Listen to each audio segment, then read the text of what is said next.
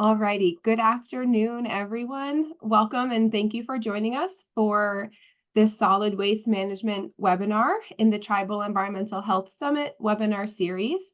My name is Aubrey Race. I'm an environmental health project coordinator with the National Indian Health Board, and I will be your moderator today for today's webinar.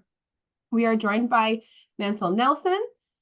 And before we get started, I'm just going to review some housekeeping notes. Today's session is being recorded, so if you do not consent, please, you are asked to drop off the call now.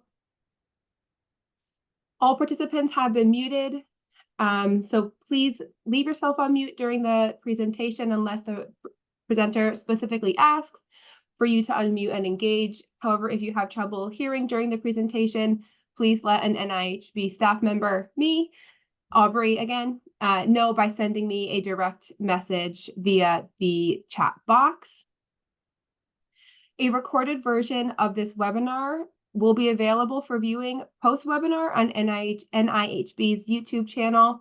However, please note that NIHB is hosting our annual National Tribal Health Conference this upcoming week. So there might be a slight delay on when the PowerPoint slides and the direct link to the YouTube channel will be available.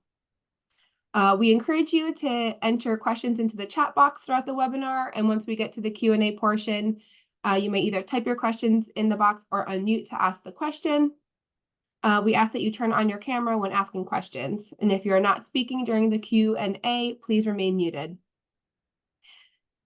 If you have any problems that you do not know how to solve or need technical support at any time, please let me know and I'll be happy to help you. And now I'd like to introduce today's presenter. Mansell Nelson, his former education includes a BS in chemistry and graduate studies in chemical engineering. For 25 years, Mansell has served with the Institute for Tribal Environmental Professionals, ITEP, located at Northern Arizona University.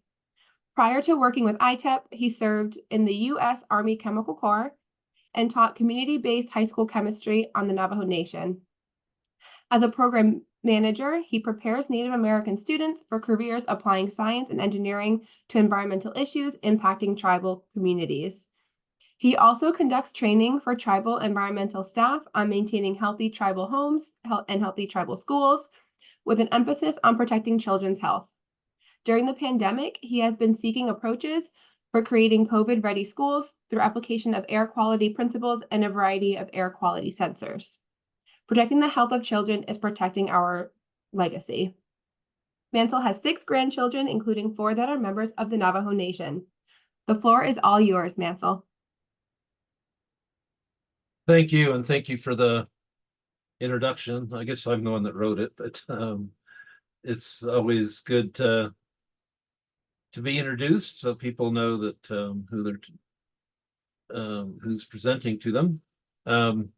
And thank you for those that have been putting your villages, tribes, etc. into the chat. It's helpful to me as your presenter to know who I'm talking to, as well as where you're from and that kind of thing. And one observation is over half of you, I have visited your tribe location over the years. Of course, after 26 years and extensive travel, it's not a surprise, but it's always nice to connect and reconnect with folks. So I've got some information to share, and as Aubrey already encouraged, please put any questions you have in the chat at this point, and I'll try monitoring that as well as keeping track of where I'm at with my presentation.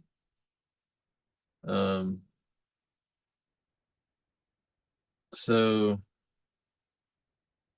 you've already heard that I'm with the Institute for Tribal Environmental Professionals, and for those who are not familiar with the Institute, we serve the 574 federally recognized tribes, and with a variety of services. I work primarily in air quality, but as we all know, looking at it holistically, everything interconnects. But certainly, when we're talking about burning trash, that definitely is an air quality issue as well. Um, but we do have programs in solid waste and climate change and water, as well as air quality. And we run a number of internships for college students. So if you have a college student that you think needs a internship experience, definitely send them our way.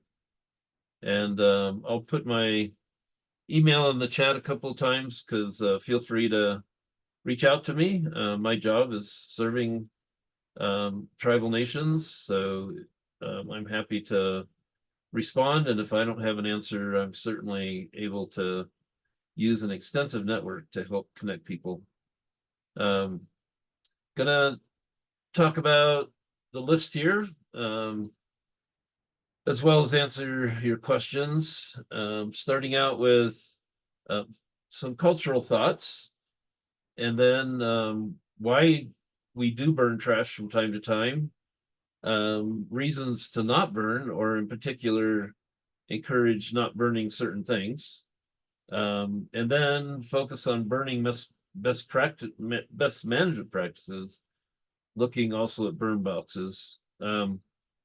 I do want to emphasize that I'm not encouraging burning, but I know that it happens, and I know that in some cases, like half the tribes are in Alaska, and it's legal to burn in Alaska, especially the remote off-road communities. And there may be other situations where it is proper and legal to burn, but I'm not encouraging burning as a standard practice unless it is legal and sanctioned by whoever manages the land that you're burning, which of course in Indian country would be the tribes themselves. So for cultural considerations, going back in history, not all that long ago, but a little ways, of course, communities were using primarily what we could refer to as natural products, products that were being harvested from the land, whether they be animals, plants, soil, etc. Though they were naturally products, when they were no longer needed, then they would easily and readily decompose, returning back to nature and completing the cycle. And these products were typically non-toxic, although I'd remind people that plants can produce toxic chemicals, but they were part of nature. They could return to nature, and we didn't have a lot of waste issues. Of course, the camps and the communities and homes still needed to manage things that they weren't using any longer, to make sure that, for example, it didn't transmit disease or injure people. But as we move forward in history, many tribal communities, most tribal communities, maybe all, have adopted the use of various, what I'll call modern products. And these are products that are produced through synthetic means. They're not nearly as compostable. They don't return to nature nearly as easily. And so we end up with a solid waste management issue. So adopting these new products means that we need new disposal methods. And it might be hard to tell what this picture is, but it's actually in water. I believe it's an ocean shot, and those are plastics accumulating in the environment. And of course, they present a variety of hazards. I know that, for example, I worked with a Dene College community and at Crown Point, New Mexico. And at one point, the tribal college managed a sheep herd as part of their education program. but they ended up giving up on the sheep herd because they had too many sheep dying. They were eating the plastics, especially the plastic bags that tended to get away and fly around. They were eating those, and it was either blocking their digestive system or non-nutritional, and the sheep were dying off. And so they ended up giving up on their sheep herd. And that was, an extreme example, but nevertheless happens when we don't properly manage trash. They can cause damage to things that we care about, like our sheep. Why burn? Well, there are a variety of reasons why communities and individuals burn things. One that I didn't add to the list, but when I was living on Navajo Nation, I discovered was really important. People were burning to hide their identity. In other words, who was throwing away the trash? But we burn to reduce the volume of trash, reduce its attraction to wildlife and to other animal life, and also to reduce the need for cover to control odors and that kind of thing, and reduce leachate formation with water that might be trickling through the waste and then down into either surface waters or groundwater. And I've already said this, but of course, burning is legal and accepted practice in Alaska for small off-road communities, communities that are part of road networks where they can access transfer stations and landfills. Burning is discouraged or illegal.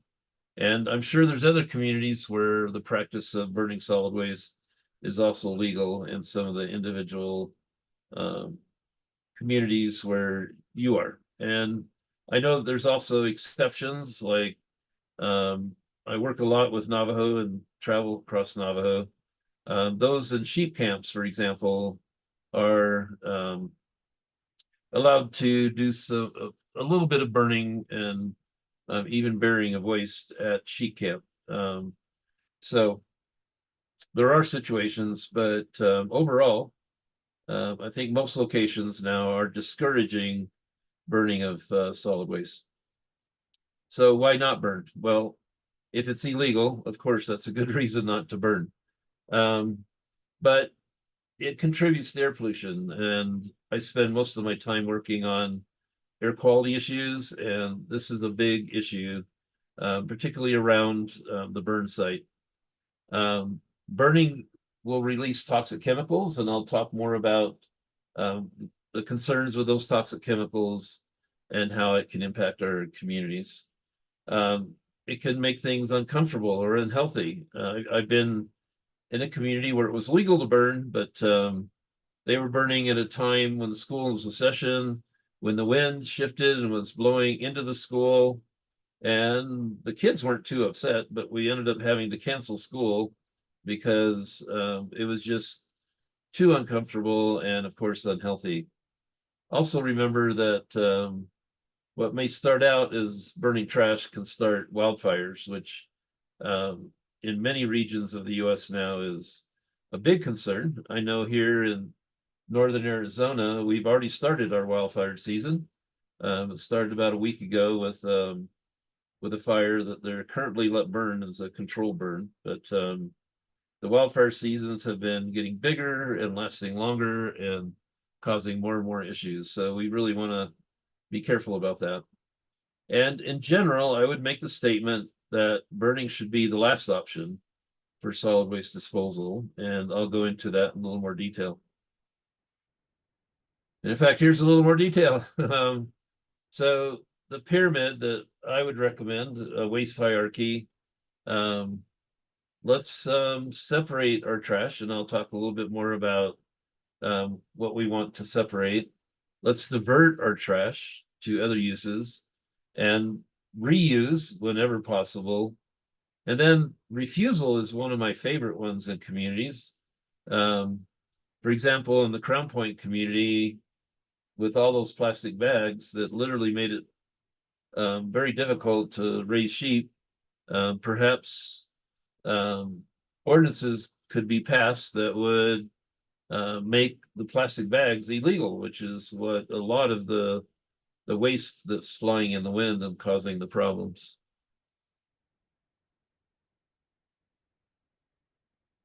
So refusing, I mean, I've already started that, but the many communities have started working on plastic bag bans. This is particularly prevalent in communities in Alaska, but other communities are doing it too. Last time I was in Washington, D.C., they were charging for all plastic bags, attempting to discourage people to use them because they had to pay for each one. Here in Flagstaff, we have some stores that are doing that voluntarily, where they're charging for any bags that would leave the store. Also, this one's a little more challenging because you know, the vendors that sell things often use a lot of packaging. Sometimes it's to protect the item, sometimes it's for theft control, etc. But there may be opportunities to ban excessive packaging. I know that in Europe, where I lived for a while, that anyone that sold a item that included packaging had to accept that packaging back, with the idea that they would either reuse it or recycle it or appropriately divert it in some fashion. Typically here in the US, we haven't used an approach like that. Okay, so I told you that we'd talk a little bit about how burning releases toxic chemicals. This is particularly important with those that are burning. And so there's a long list here. Some of them might look familiar to you, some might be less familiar. In the air quality world, we talk about criteria pollutants and HAPs, hazardous air pollutants. Many of that are on this list fit either or both of those categories. These are from the Clean Air Act, which governs our air quality, and it does so in order to protect communities and the environment. So, like I said, many of these chemicals can fall into either of those categories. And we're not here to make you experts on the Clean Air Act, so I won't go into a lot of detail on that. But these chemicals that you're seeing on this list, many of them are toxic, poisonous, very dangerous, things that we don't want to be exposed to. And it can affect our health directly by breathing them in. It can affect the land by, say, by raining out and then being found in the waterways or collecting in waterways. For example, mercury is famous for bioaccumulation and biomagnification. So we definitely don't want to be spreading mercury around across the landscape where it can be dissolved in the water and eventually end up in fish and wildlife where it bioaccumulates and causes lots of issues. So, you know, I could spend the rest of the workshop just talking about the dangers of these different chemicals, but take my word for it. These are dangerous and they're unhealthy and they're bad for the environment. And if you do want to investigate further, I'll make the PowerPoint available and you can look these up, Google them. You'll find lots of information about each of these toxic chemicals. But let's go into a little more detail. For example, lead. Now, lead is a neurotoxin. It's known that even very small amounts of lead, especially in young children, are very problematic. It affects a child's ability to learn, to develop properly, and can reduce their IQ permanently. So we don't want lead getting into our children. And one of the fastest ways we can accumulate lead is through the air. And back when I was learning to drive, and we won't talk about how long ago that was, every automobile driving down the road was spewing lead out the tailpipe. And one of our success stories of the Clean Air Act is that we did clean that up in the sense that we converted over to unleaded gasoline, which was very controversial and took probably almost 2 decades to do. But now we have cleaner air around these automobiles, but there's still a lot of sources of lead that can get either into the air or the environment, and especially if we put these things into a fire and burn them. And of course, you can see the list there. So all kinds of different electronics, including the batteries and our various computers and other things electronic. Ammunition, I don't know why you'd want to burn ammunition, but I know people do it. Of course, hopefully it's not ammunition with the gunpowder still there, because that can be dangerous. But lead often gets used for weights in a variety of ways, and it might get disposed of with other waste, end up in a burn barrel or some kind of burn box, and with enough heat, those different lead-based items can be aerosoled and spread around. Building demolition with lead-based paint is another example. And then you might think, well, it's mostly wood, we'll just burn it. Well, no, not if it has lead, because you could be aerosoling that lead and then getting into issues with exposures. And so I've already said it, but just reinforcing that we can inhale lead if it's burned and it gets into the air. So what do? Well, we take those items out of any possibility of being burned. Even if the burning is legal, don't put items that have lead in them into the fire. And many of them don't really burn anyway, so it doesn't really make sense to put them in there. So that means we're going to have to do some separation. And of course, in general, I always encourage decreasing exposure by burning when the wind is blowing away from people, wherever they may be. That's one of the reasons why burn barrels are particularly horrible.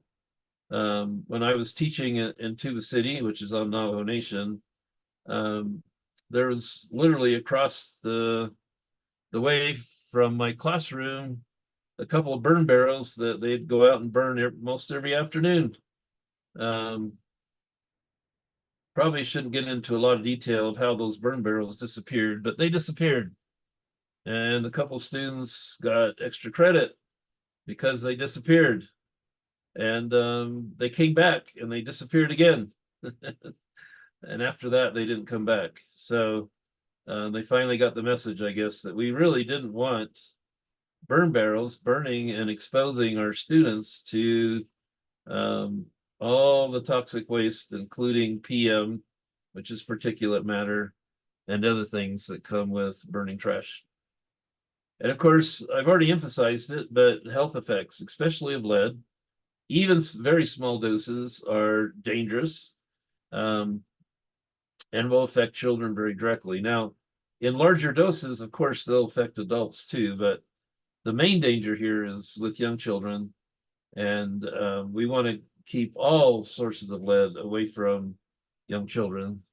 And in fact, that might be could be a future webinar for the health board if there's interest. Let people know, because there are the EPA is working on lead issues. I know I'm working with them on some things, and I know a variety of communities are working on lead issues to make sure we're reducing lead exposures in children. Well, let's look at another chemical, a very common one, PVC. When you look at your plastics, you'll see codes indicating what items are PVC. That's an abbreviation for polyvinyl chloride. Extremely useful product, but can also be hazardous when we put it into a fire, because it comes from oil stocks. It actually burns pretty well, but in the process gives off toxic chemicals. And so, I mean, the PVC shows up in a lot of products. You see some pictures here. And I would just say, in general, plastics should not be put into a fire, even though they might burn pretty well. You'll notice, though, that when they burn, they're very black smoke, and black smoke indicates a lot of particles and issues. But there's also other chemicals coming off.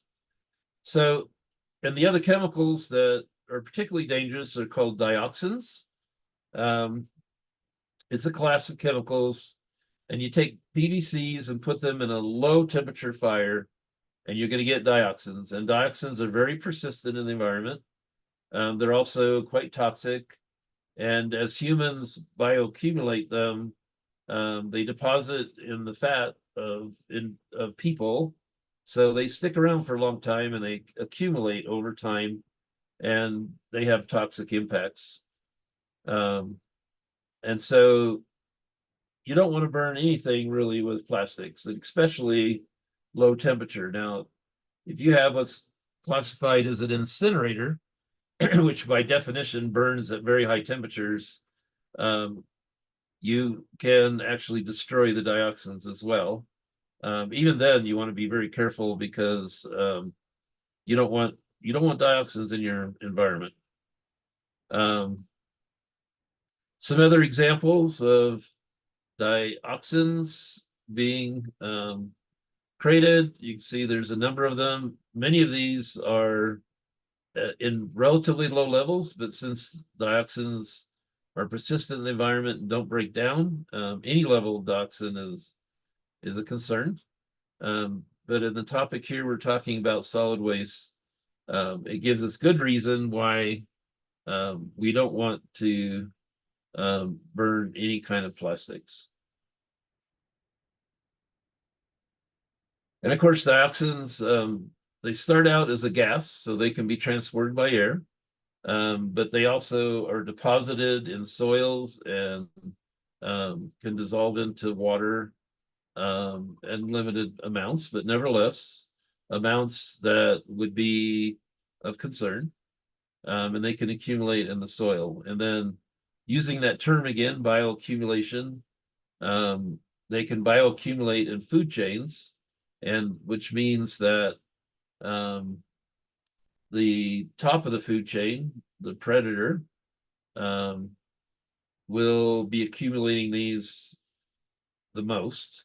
Dioxins can be transported long distances because they can be in the air. And in fact, dioxins forming down here in the lower 48 can be transported up into the Arctic Circle, including Alaska. And of course, one of their concerns is that even though they're extremely toxic, they're not particularly biodegradable. And the health effects are varied and many and of great concern. You can see the list here. So, I mean, these are just chemicals that we don't want in our environment. Now, if you have an open dump site, and I'm going to give a case study in a few minutes about the community I lived in, but open dump sites can be very complex, and especially if they're uncontrolled, they may end up with all kinds of a variety of waste materials and contaminants. And I've discussed lead and dioxins. We could go on for hours talking about each of the others, but the story is always the same. They're toxic at some level, that we want to keep them out of our environment. We don't want to expose them to people. And so we want to take precautions to ensure that does not happen. Now, there's a lot of pathways for these different toxins that we don't fully understand just because of lack of data. But for example, animals could move contaminants around. The For example, I've been to uncontrolled landfills in the past where um, there were horses that were chomping away and eating the plastic. I've also witnessed cows doing that as well as sheep. Dogs might retrieve something and bring it home, exposing people in their home environment. Of course, smoke from open burning can travel long distances and is a serious concern. And even tracking it back into the homes, into soils and that kind of thing. So um, even though we don't have a full handle in all these pathways and the amounts, these chemicals are toxic enough that precautions spreading them around is something worth spending our time on. So now I'm going to kind of shift and talk about best management practices if you do choose to burn or if you can legally burn. And of course, we've kind of already referred to this one, but I'll just reemphasize. Remove wastes that lead to toxins, and especially airborne toxins. And you can see here there's quite a list, and several of them I've already specifically mentioned, but we don't want these products spreading around and spewing across the landscape. And so we definitely don't want them into burn boxes, burn barrels, burning on the ground, any of those configurations. So remove them before you do a burn. So this can require separation. And you can see here, this is an infographic that one community created to help people do the separation. I'm going to suggest in a few more slides that, for example, food waste, which is on the burn list here, can actually be diverted into composting or vermiculture. And same thing with yard waste. But for this particular community, this is what they were doing. And you can see that the don't burn this list is pretty long. And we're going to have to figure out other ways to handle those waste materials besides burning. So, of course, divert the waste to the uses. Don't burn non-combustible waste. So, for example, glass jars. It makes no sense to put glass in a burn. In fact, what the glass does is kind of take heat away from the fire, but it's not going to get smaller as a result of being in a fire. So there's no reason to put it in there to begin with. Also, don't burn near people. Now, some of the communities I work with in Alaska, this can be really challenging because building a road is very, very expensive, which is what you might want to do to get this away from the community. But you certainly don't want to burn in your backyard in a burn barrel. I grew up in a very rural community, and most of the people in that community did use burn barrels, and we were fairly spread out. I lived on a 20-acre farm, so that's a pretty good sized plot of land. But that burn barrel created problems for our family and for our neighbors, and eventually I managed to figure out a different way to take care of our trash. If you are burning, then think about where the wind is blowing, because if you can burn when at least it's blowing away from the community and away from the population, then you are decreasing exposures. But that doesn't mean that it's great. Also, don't burn on the ground. I see a lot of this as I travel across Navajo Nation and northern Arizona. I see a lot of burning on the ground. Often it's in an arroyo. For those of you that aren't familiar with that term, that's a dry stream bed for attempt to describe that, but they'll put it in the arroyo, they'll light on fire, and it's not a good way to burn. And they figure, well, when it does rain, it'll wash it down the arroyo. Well, that's great maybe for you, but it's washing down to somewhere, and that's not good. When you do burn, you want to burn hot and fast.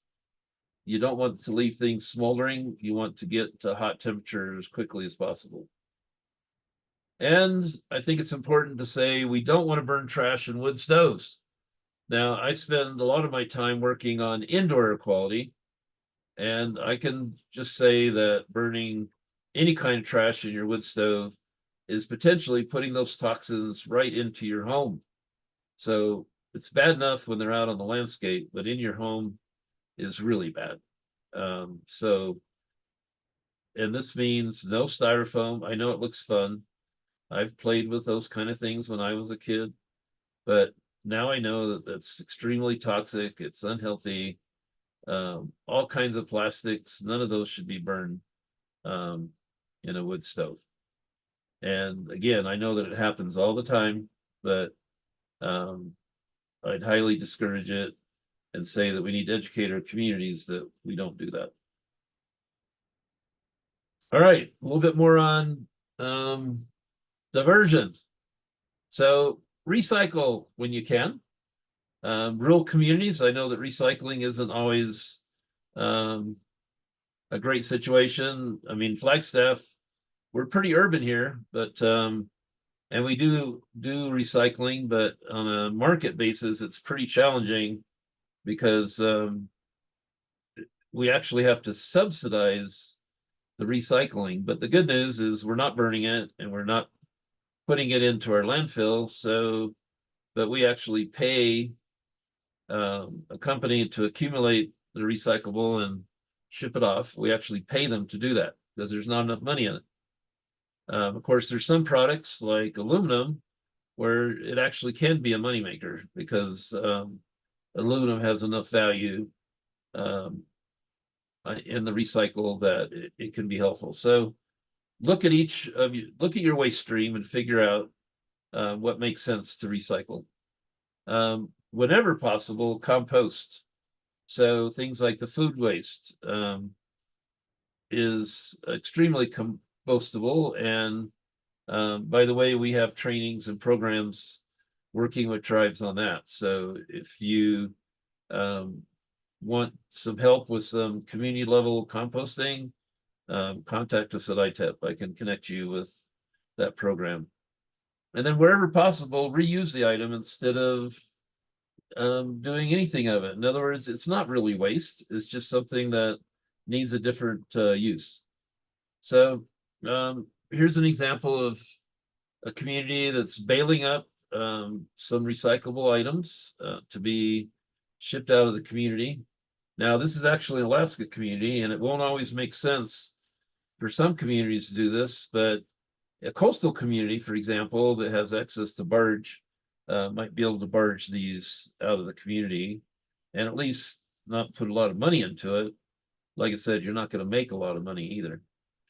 Of course, you know, again, composting is great. It also helps create soil for your gardens. And I love to do vermiculture, which if you're not familiar with that, means composting with worms.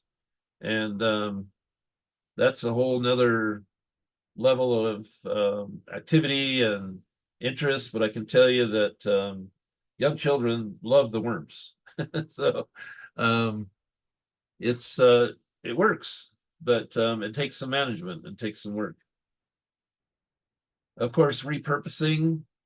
I like the image on the right there where they're using soda pop bottles to hold plants. And so they're growing there in a vertical wall. Reusing the gallon probably milk jug by cutting it up and turning it into useful products is fun. So there might be some fun ways. When I was teaching high school, I challenged the students to do recycle art. And at first they were a little bit reluctant and like, this guy's crazy. But they got into it. And I actually had my wife, who's a bit of an artist, to come in and help them out with some ideas and such. But the interesting thing I saw is they created a variety of different kinds of art out of plastics and aluminum and cans and etc. And we hung them actually out in the hallway near the classroom. And the funny thing, or the interesting thing I saw, was students were bringing their significant others, their girlfriends and boyfriends, to come and show off their art. So what used to be trash was now an item of art, and I let the students take them home, and many of them did. Um, and I'm hoping they stayed as objects of art. Of course, some things like, for example, old clothing or furniture, perhaps it can actually has some value through a thrift store and can be resold to other community members. So let's look at all those that can be recycled into other products. And you might even see some clothing that doesn't appear to be wearable anymore, but it might be, for example, could be cut up and made into a quilt. And that quilt might have high value after it's made. So be creative. All right, so if we are going to burn, we want to burn hot. And this means really hot. And at that point, we're burning more of the toxic waste. We want to start up quick and cool down fast. We don't want to leave it smoldering. We want to avoid smoke as much as possible. So a really hot fire, you're not going to see as much smoke. And it will be, if it is smoking, a white smoke rather than a black smoke, which indicates more toxicity. In order to get effective combustion, you've got to mix with oxygen. So when they read my bio, they said I'm a chemical engineer, and we know a lot about combustion. And I'll just say that oxygen is key for an effective combustion. And of course, if you can get it up to 800, 1800 degrees Fahrenheit, very little dioxin will be formed. So burning hot, don't overfill your burn box. You can see a couple of pictures here. Do a regular burning schedule. Of course, you want to make sure your burn box is easy to unload the ash so you can continue burning. Another key is to keep the waste dry. Now, it may seem silly. Okay, we got stuff we don't want anymore. It's called trash, but we're going to keep it dry until we burn it.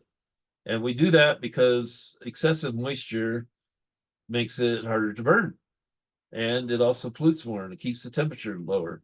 So we want to keep our waste dry and perhaps even let it dry. And we've already talked about this, but keep out the non-burnables. So a burn box can enhance the burning. So you see this particular model, the trash would be put on those rails. And then you see there's lots of holes for ventilating. So the oxygen flow, which will enhance the burn. And then this one's designed to easily push the ash out. All right, so I've mentioned color of smoke a few times. So white smoke means it's bad. You definitely don't want to breathe it. Gray smoke is very bad. And black smoke is extremely bad. So our goal is to produce white smoke or no smoke. And to do that, we got to apply all those best management practices that I've referred to. A couple more examples of burn boxes. Now, the one on the left there is burning pretty gray, so I'd say that's very bad. But the design here, at least it's pushing it up a little bit higher in the air so that it's gonna move out, spread out before it falls to the ground. And that's a tactic we've been using for decades and decades for all kinds of things. In fact, the great big stacks you'll see next to factories or power plants, that's literally so we're pushing the pollutants further up into the atmosphere with the idea that they'll disperse before coming back to Earth and causing problems. Just some more pictures of some different communities that are legally burning and using burn boxes.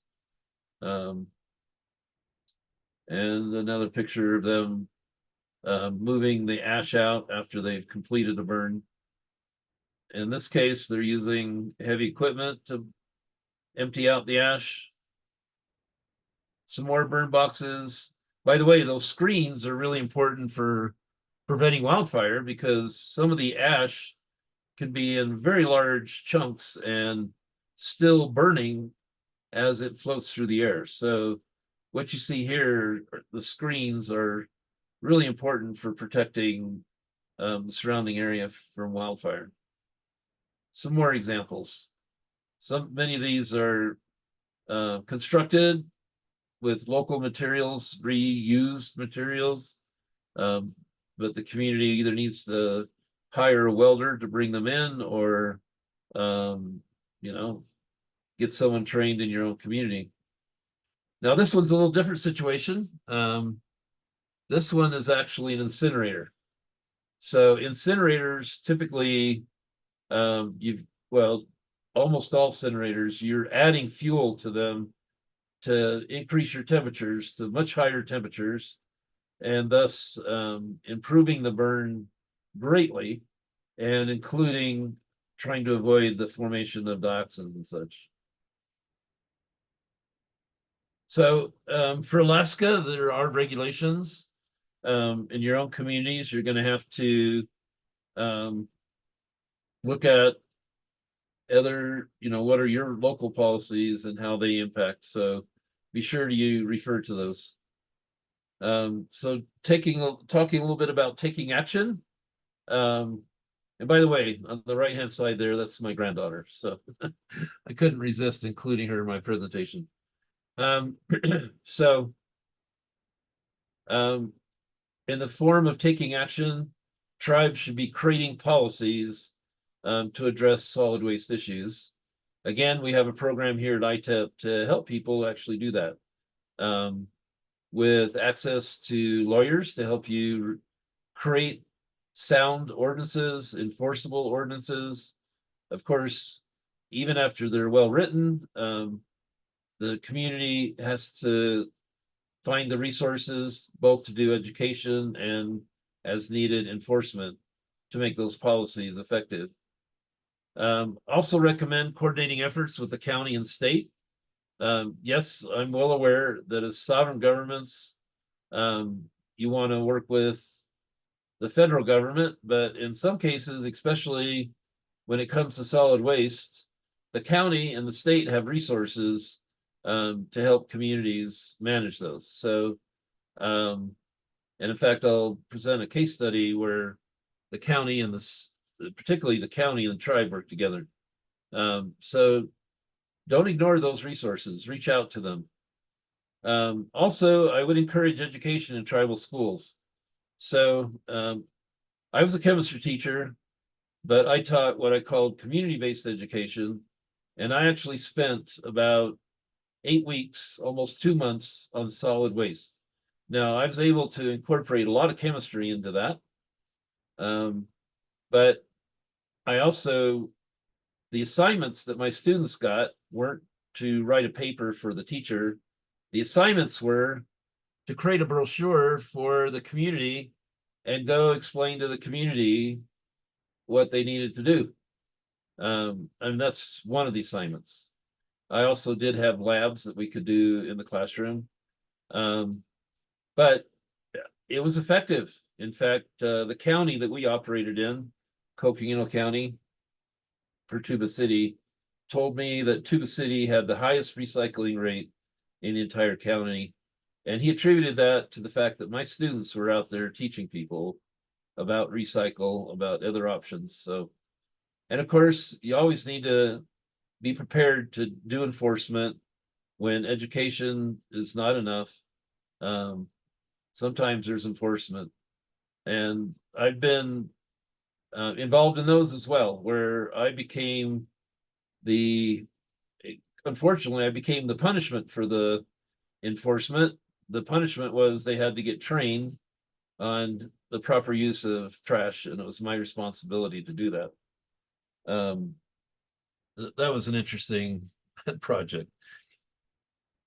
So just a short case study. This is Tuba City, where I lived before I came here to Flagstaff. Picture of the fairgrounds, the trading post. I was a teacher there. I was educating the students, and the students had assignments to perform community service to help the community members understand what they should be doing with their trash. There was community involvement. We actually had a community committee. I was one of the members, and we met every month. And we had involvement from across the community and anyone else that wanted to show up. And we did have some just regular community members that would come because they were being impacted by burning at the dump near the community. In this particular situation in Tuba City, we were able to coordinate with the Indian Health Service, with the county and the tribe, each of them bringing a piece of the solution.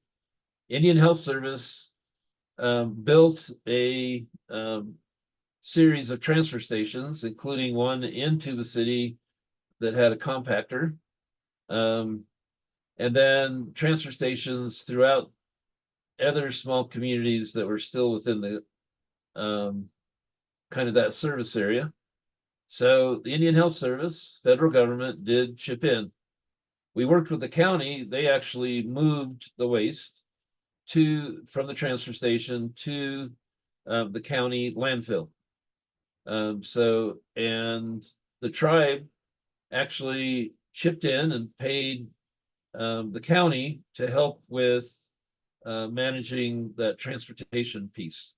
So it was county trucks and such doing it, and the tribe helping out. So we had all three of these involved, and we actually created a solution in Tuba City to help address solid waste. Now, it didn't solve all the problems because people were still dumping everywhere except at the transfer station. So that's where enforcement comes in, and continuing and ongoing education.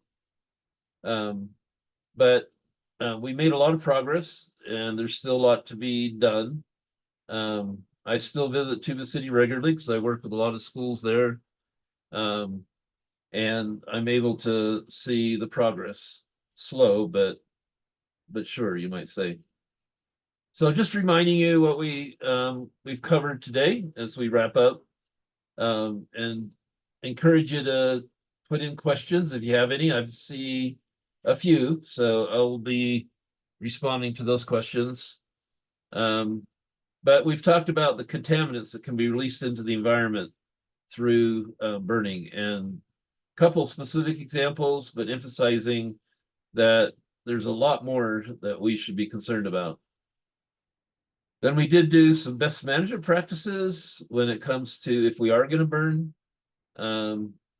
Looked at burn box examples, and then I would always encourage taking action. And I will say that at least in one community that I worked in, by many of us getting together, concerned citizens, members of different organizations, I was with the school, we were collectively able to find solutions and get investments from a variety of locations to make a difference. So I definitely would encourage the action orientation for all of us to make sure we're protecting our youth, our land, our waters. If you need more information, here's a couple of websites. Also, of course, feel free to contact me. There's my my email, and I did send a PDF to the health board, but if you don't have it, Aubrey, I can send it again. And I'm welcoming sharing that with anybody who wants it. And you can always email me, and I'm happy to share the presentation. And you can also email me with any additional questions that you may have as you work on these issues. And I'm trying to type my email into the chat again so that you all have access to that, and then we'll come to some questions. Awesome. Did you Thank you so much. I just wanted to pause real quick and say that I dropped a link in the chat. That is for an evaluation for today's webinar. So if y'all that are on this call wouldn't mind filling that out, that would be greatly appreciated. And yes, we do have some questions in the chat. I'll go ahead and read them out loud for you, Mansell. Is that okay? Does that work? That's fine. I can't see them, but go ahead. Okay. Do you know how many tribes have a ban against plastic bags and which tribes? It would be interesting to see some of their laws, if so. No, I don't. Now, if there's interest, you can email me that question, and I'll talk to our waste guys to see if they have any idea. But I suspect that even they don't have the real handle on that. Because yeah, we don't go around surveying and tracking the numbers. Mostly what we do is we help people that come to us and say we want to do something different, and of course we try to help with that, but we don't really go out and collect that kind of data. But I can check with our solid waste guys. So email that to me. I put my email in the chat. If you email me that question so that I have a place to reply to, then I'll see what I can do. I know that, by the way, not necessarily tribes, but I know other communities have done plastic bag bans. So, all right. Awesome. Thank you. And the second question, when using the plastic bottles for plants, does anything toxic leach out from the plastic into the soil? I don't really know. That's a good question, because we do know that many of the plastics that we've been using for drinking bottles and storing food, there is a concern about that. And so that's certainly a good question, but I don't really have an answer to it. And of course, I would say if you have any concerns about that, then don't use that particular diversion. Figure out something else to do with those plastic bottles.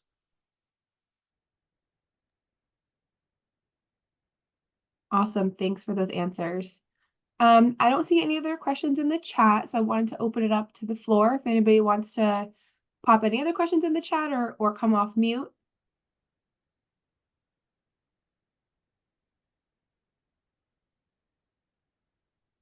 Yes, you will get a copy of this Zoom recording. Once it's done, I'll pass it along to our webmaster, and she'll get it on our website, and you will get a notification for that. And do you put the presentation itself up there too? Yes. Okay. And do you have it? I sent it I quite a while don't think ago. I have it, but I'm wondering if maybe you sent it to Eliza. Yeah, I did, but I didn't know if where She's it went from there. So Yeah, she's out this week, so that's why I'm taking over for her okay. today. But we will get somebody has it, I assure you. If you send it, somebody has it. So that will be up on our website. All right. Well, feel free to reach out to me if somebody doesn't have it. So Sounds good. Thank you. and Gypsy, it's fine using the chat. But you're dedicated if you're participating in this webinar and you're not feeling well. So I do hope you feel better. By the way, as a youngster, when I got exposed to the smoke from a burn barrel, it created a lot of health issues for me. And I'm a person with asthma, so it was really bad. Which is why I mean, this was a long time ago, but I knew that burn barrels were horrible things, but I still see them being used in communities. And it really disturbs me because I know how bad it can be for the health. All right, well, it looks like there's no other questions. Feel free to reach out to me if I can help with something. We do have a solid waste program, so I could do referrals for that. And for example, if you are interested in help with ordinances in your community, then reach out to me and I can refer you over to Todd Burnell and his group because I know they're actively working with tribes on ordinances and solid waste. So that would be something I would recommend for anybody who doesn't already have ordinances, for sure. So, but thank you and have a great rest of your day. And thank you, Aubrey, for being here to host. I tried a couple weeks ago and we didn't make it. So No, we did not. I'm glad we did this time. I'm glad we did it as well. So thank you everybody for attending today's solid waste management webinar in the Environmental Health Summit webinar series. Please complete the eval that I dropped in the chat. Your feedback is very valuable to us, and we are committed to continual improvement. And in terms of the next webinar as part of the series, that will take place on June 12th, 2024, and the topic is health equity and environmental health, and the presenter will be NIHB's Carrie Fields. Thank you again all for attending, and we will see you next time.